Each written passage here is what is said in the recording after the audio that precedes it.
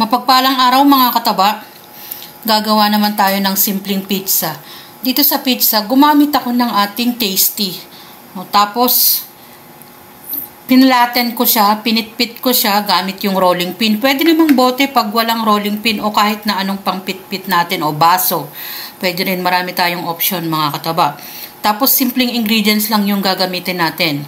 Gagamit naman tayo ng ham. Kahit na anong klaseng brand ng ham, pwede kayong gumamit. Tapos yung cheese, ganun din. Tapos pineapple tidbits. Yan yung ating mga simpleng ingredients. Ito naman, meron kasi kami nito, different spices to, parang tomato sauce to. Pwede kayong gumamit ng ketchup o tomato sauce din, pwede. Mix nyo lang.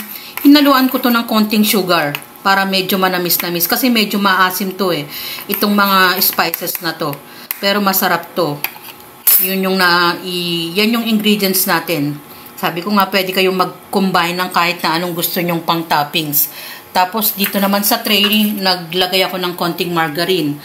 Para mas malasa din at hindi rin masyadong didikit. Isasalang ko lang yan sa oven toaster. O, pwedeng sa kawali. Painitin nyo lang yung kawali ng mga 5 minutes muna bago nyo isalang. Mahinang apoy lang.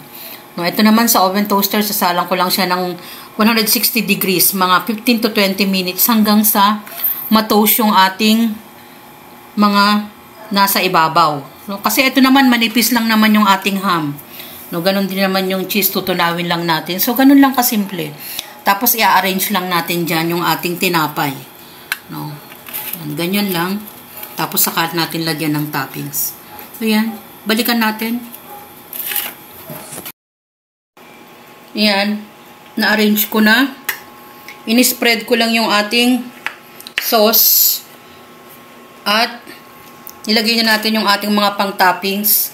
Mga simpleng toppings lang yung mini-mention ko mga kataba.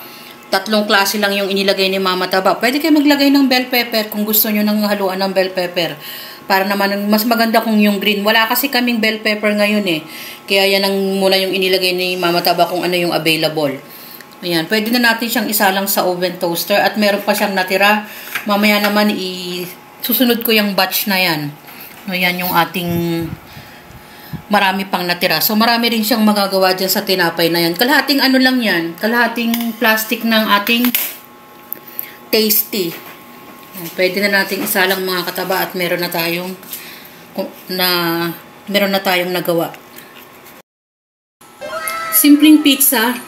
3 ingredients lang yan. Ham, pineapple tidbits, at ang ating cheese.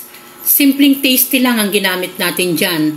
Tinoast lang natin sa ating oven toaster. Pag walang oven toaster, mga kataba, pwede kayong gumamit ng kawali.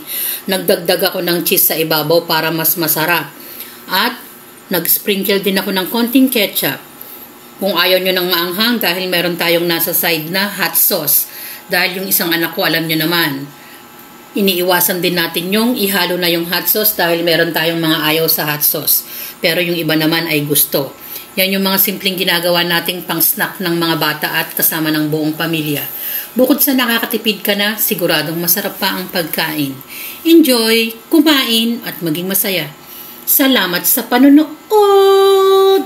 At bye! Ingat mga kataba!